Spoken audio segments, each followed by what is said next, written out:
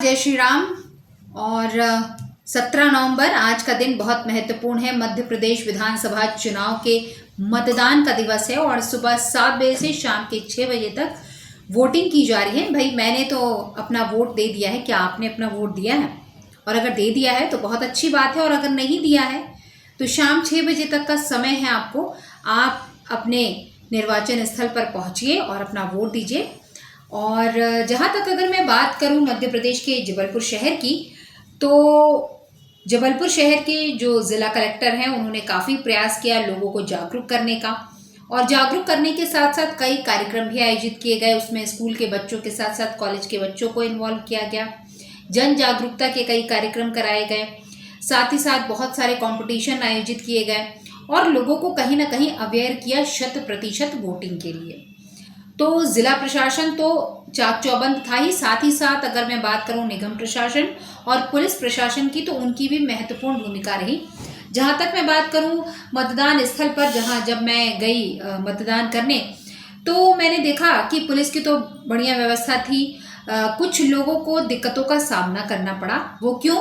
क्योंकि इस बार जैसे कि हर बार होता ये था कि आपका जो मतदान है आपके नज़दीकी जो भी स्कूल है सरकारी या फिर ऐसे ही सामुदायिक भवन हो, तो जो आप जिस कॉलोनी में रह रहे थे, शहरी क्षेत्र की मैं बात कर रही हूँ, तो वहाँ नज़दीकी आपके सरकारी स्कूल में आप मतदान करने जाते थे। लेकिन इस बार ऐसा नहीं था। इस बार ऐसा था कि आप जहाँ रहते हैं वहाँ से 2-3 कॉलोनीज़ को छोड़ दिया जाए तो थोड़ा सा दूर आपको चलकर जाना था या गाड़ियों के माध्यम से जाना था। और जहाँ तक अगर मैं बात करूँ तो मेरा जो पर्ची पर नाम आया था वो अलग मतदान स्थल में था, मेरे पतिदेव का अलग मतदान स्थल में था। तो ये भी कुछ जो समस्याएं हुई हैं, और ख़ासकर समस्याएं किसको हुई हैं? जो बुज़ुर्ग रहे, जो हैंडीकैप लोग रहे।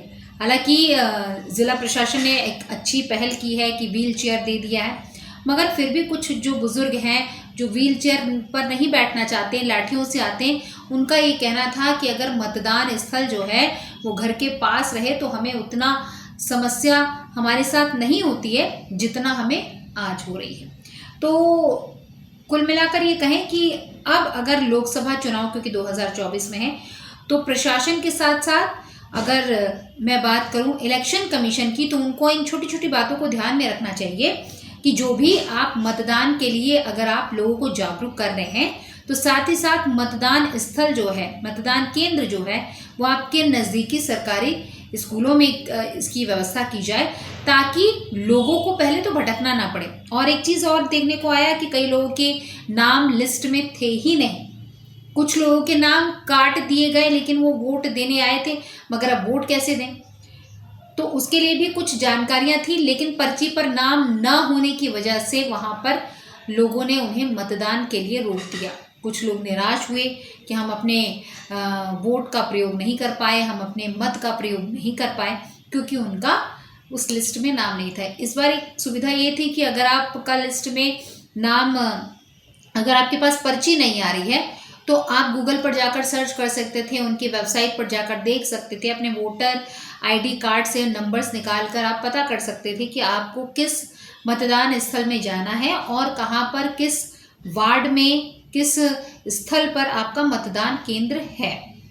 लेकिन फिर भी कुछ लोग जो कि सोशल मीडिया का यूज़ नहीं करते हैं, कुछ लोग उतने अवेयर नहीं होते हैं, तो वो तो सीधे कहाँ पर जाते हैं? मतदान स्थल पर जाते हैं जो पुराना मतदान स्थल था, जहाँ पर वो पहले वोट देकर आए। क्योंकि कईयों के पास पर्ची नहीं पहुँच पाई थी, और पर्ची ना होने के कारण ये तो ठीक था कि प्रशासन की तरफ से जो भी मतदान स्थल थे उसके बाहर जो है एक तो पार्टियों के कार्यकर्ता मौजूद थे लिस्ट के साथ, और दूसरे प्रशासनिक अधिकारियों के द्वारा भी व्यवस्था की गई थी।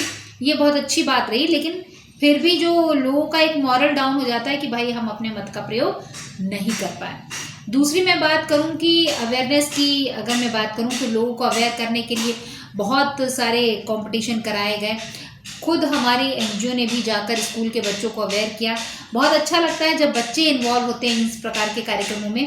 और दूसरी बात ये रही कि खुद अगर इलेक्शन कमीशनर की बात करूं तो वो स्वयं भी आए थे एक प्रोग्राम में जबलपुर शहर में, और साथ ही साथ स्वयं कलेक्टर महोदय, एसपी महोदय जो है वो मॉक ड्रिल में निकले।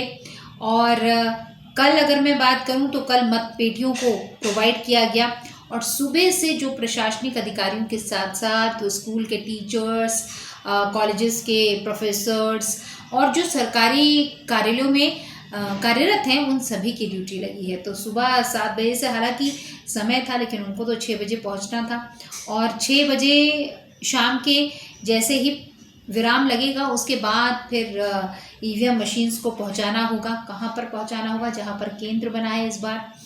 तो बहुत सारी जो है वो समस्या तो हुई, लेकिन अब ये देखना है कि जबलपुर शहर में कितने प्रतिशत जो है मतदान किया गया।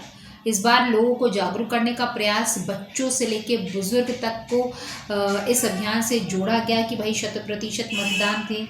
वो लोग जो घर में बैठ जाते हैं मतदान के दिन छुट्टी समझ कर कि नहीं भैया हम तो नहीं जाएंगे और हमारे लिए तो आज छुट्टी का दिन है, तो उनको भी अवेयर किया गया, उनके बच्चों के माध्यम से किया गया। और साथ ही साथ बहुत सारे लोग जो थे उनको अवेयर करने की कोशिश कर रहे हैं। अगर आप ये सोचते हैं कि आप वोट नहीं देंगे या हम नोटा में डाल देंगे तो कहीं ना कहीं एक बेटर सरकार बनाने में आप अपनी भूमिका निभा नहीं पाते। फिर आप सवालात करते हैं कि ये समस्या है वो समस्या है। तो अगर आप चाहते हैं कि एक बेहतर सरकार बने तो कोशिश क्या करना है, शाम 6 बजे तक का समय है, उठिए, जाइए, रेडी होइए और अपने मत का प्रयोग कीजिए। और सबसे पहले अगर आपके पास पर्ची नहीं है तो आप उस वेबसाइट पर जाकर, इलेक्शन कमीशन की वेबसाइट है, ज़िला प्रशासन की है और साथ ही साथ सीओ की है, उनके जो वेबसाइट पर जाकर आप अपने वोटर आईडी के माध्यम से जाकर सर्च कर सकते हैं और बाकायदा रूम नंबर तक का डिटेल जो है इस बार उपलब्ध है। तो ये बहुत बड़ी बात है। और साथ ही साथ जितने भी हैंडीकैप लोग हैं उनके लिए व्हील चेयर की व्यवस्था की गई है, पानी की व्यवस्था की गई है। लेकिन एक चीज़ मैंने देखी जब मैं वापस आ रही थी वोट देकर कि जो पार्टी के कार्यकर्ता लगे हुए थे पर्ची अर्ची के लिए बताने के लिए, वो लोग धूप में ही बैठे हुए थे। तो जहाँ तक मैं अगर बात करूँ कि आपको कम से कम जो आपने कार्यकर्ता ड्यूटी पर लगा रखे हैं उनके लिए कुछ ना कहीं करिए, आप 2 चेयर्स जो रखिए साथ में एक टेंट लगा दीजिए, क्योंकि धूप बहुत कड़ी थी और वो लोग धूप में बैठे हुए थे। तो क्योंकि वो आपकी पार्टी का काम कर रहे हैं तो पार्टी के पास भी अपना एक फंड होता है जब इस प्रकार का आयोजन होता है, क्योंकि मतदान तो महादान भी होता है और एक कह सकते हैं एक महापर्व होता है। तो इसके लिए जो संगठन है, पार्टीज़ हैं, वो फंड भी देती हैं। तो जब फंड देती हैं तो अपने कार्यकर्ताओं को जब आप ड्यूटी पर लगाते हैं तो कोशिश ये करिए कि उनको भी समुचित जो है वो व्यवस्था उनको मिल सके वैसे ही, ताकि उनको कहीं कोई ऐसी अनहोनी ना हो। कई बार ऐसा होता है ना कि कोई वोट में जा रहा है वोटिंग करने के लिए और अचानक बीमार पड़ गया, या कोई कार्यकर्ता जो है धूप में बैठा हुआ है अचानक से चक्कर आ गया, उसको अचानक से बेहोश हो गया।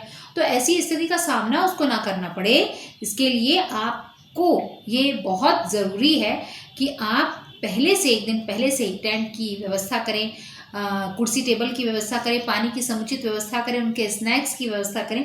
ये सब तो करते हैं, लेकिन इस बार कई स्थलों पर देखा गया कि धूप में बैठे कार्यकर्ता जो हैं वो क्या कर रहे थे, लोगों को बता रहे थे और उनकी पर्ची के बारे में ज्ञान दे रहे थे। साथ ही साथ उनको अंदर कोई समस्या ना हो इसके बारे में भी बता रहे थे, उनके नाम को ढूंढ रहे थे। तो ये भी वो भी ड्यूटी करते हैं जैसे प्रशासनिक अधिकारी करते हैं। भाई प्रशासन ने तो अपने सारे अधिकारियों और कर्मचारियों के लिए तो व्यवस्था कर दी, मगर पार्टी के कार्यकर्ता तो आपके अपने हैं, उनकी भी तो देखरेख आपको करनी है। तो कुल मिलाकर ये कहा जाए कि वोटिंग के लिए लोग एक्साइटेड तो दिखे। कई जगह भीड़ कम दिखी क्योंकि हम सुबह गए थे तो सुबह बहुत ज़्यादा भीड़ नहीं रहती है, लेकिन कई जगह जो है वो अच्छी खासी लाइन भी पाई गई। अच्छी खासी लाइन इसलिए पाई गई कि भाई आपके क्षेत्र से कहीं जाकर आपको दूर, कम से कम 3 से 4 किलोमीटर की दूर पर जाकर मतदान स्थल था और बहुत ज़्यादा फेरबदल किया गया था।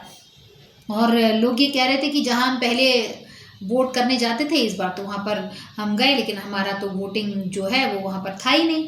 और ख़ासकर उनको समस्या का सामना करना पड़ा जिनको पर्ची नहीं मिली थी, क्योंकि पर्ची में तो आपका स्थल भी रहता है और साथ ही साथ मतदान केंद्र के बारे में पूरी जानकारी रहती है, लेकिन पर्ची ना हो तो जानकारी भी नहीं रहती है और आप बिना जानकारी के पहुंच जाते हैं उसी मतदान स्थल जहां पर आपने पहले वोट डाला था।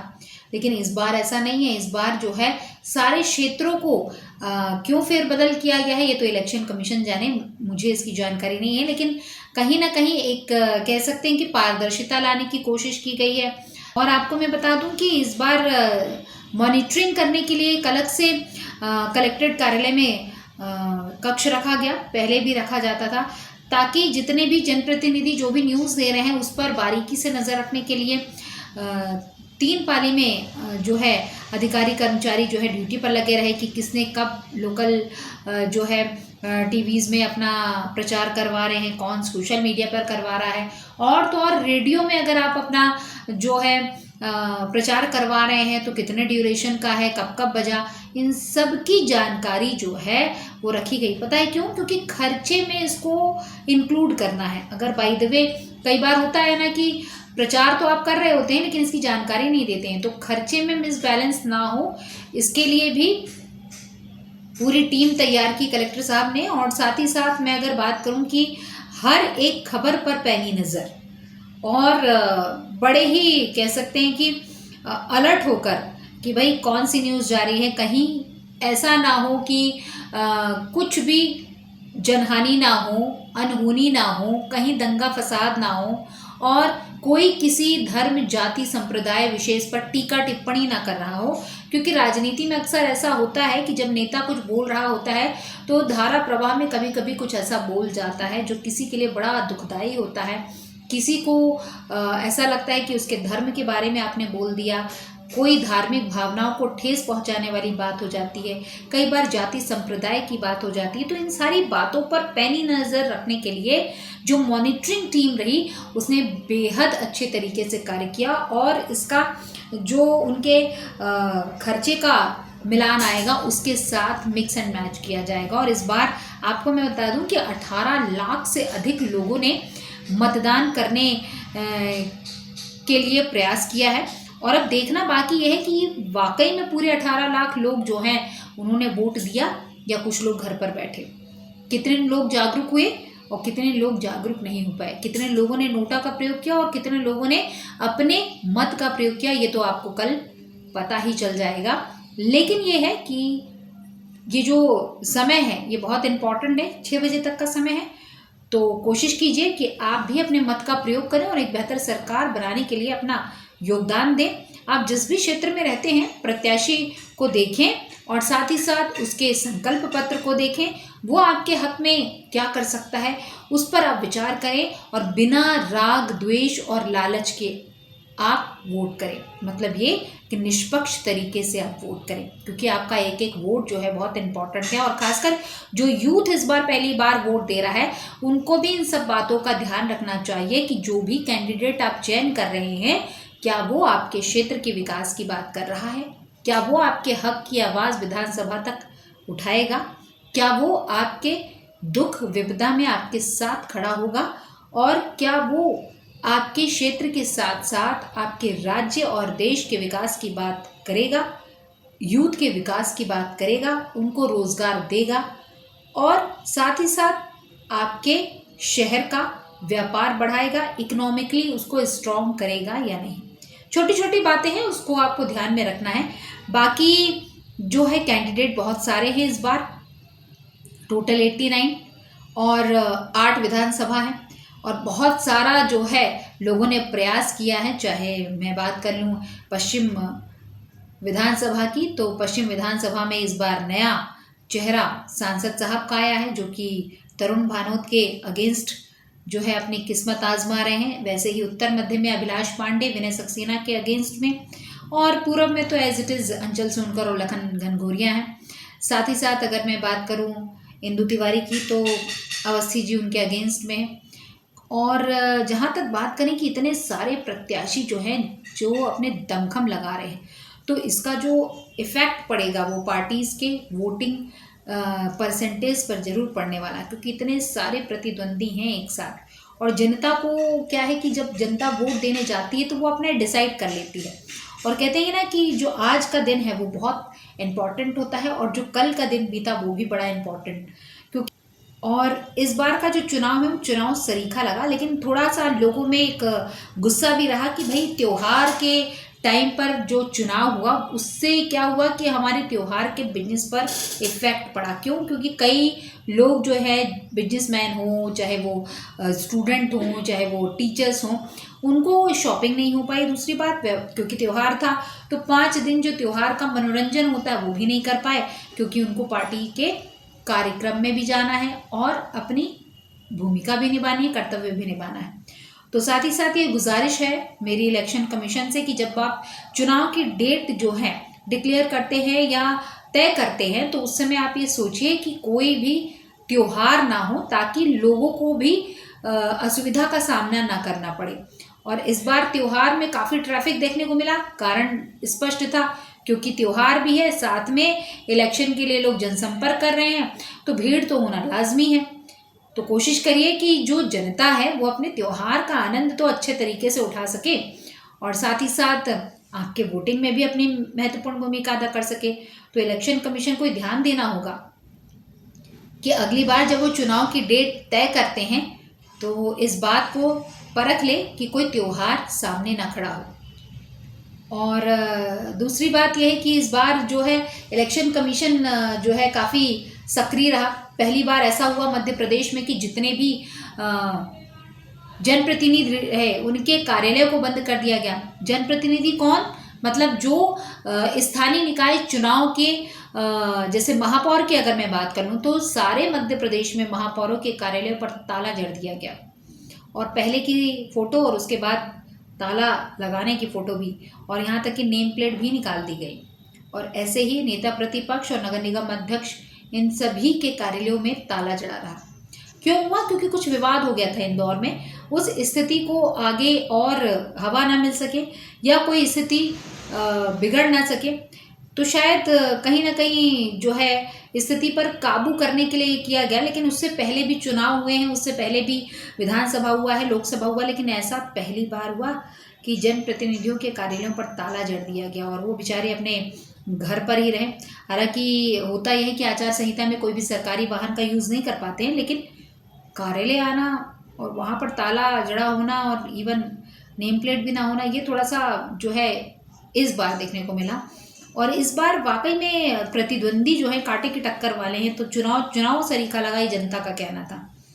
तो अब जनता को अपनी भूमिका निभानी है, अपना कर्तव्य निभाना है, अपनी जिम्मेदारी निभानी है, क्योंकि भाई जनप्रतिनिधियों ने तो अपना प्रचार कर दिया, लेकिन अब आपको अपनी भूमिका निभानी है कि जबलपुर शहर को 100% मतदान में नंबर 1 बनाने के लिए क्या करना है? वोट करना है। तो भैया शाम के 6 बजे तक का समय है, जल्दी जल्दी समय निकालिए। अगर भोजन हो गया हो तो अपने परिवार सहित, दोस्तों सहित जाइए मतदान केंद्र पर और अपना मतदान करके आइए, और फिर एक बेहतर सरकार बनाने में अपनी महत्वपूर्ण भूमिका अदा कीजिए। और लेकिन मतदान करने के बाद सो मत जाइएगा, जागरूक रहिए, क्योंकि अपने हक की आवाज़ आपको जनप्रतिनिधि तक पहुंचानी होगी।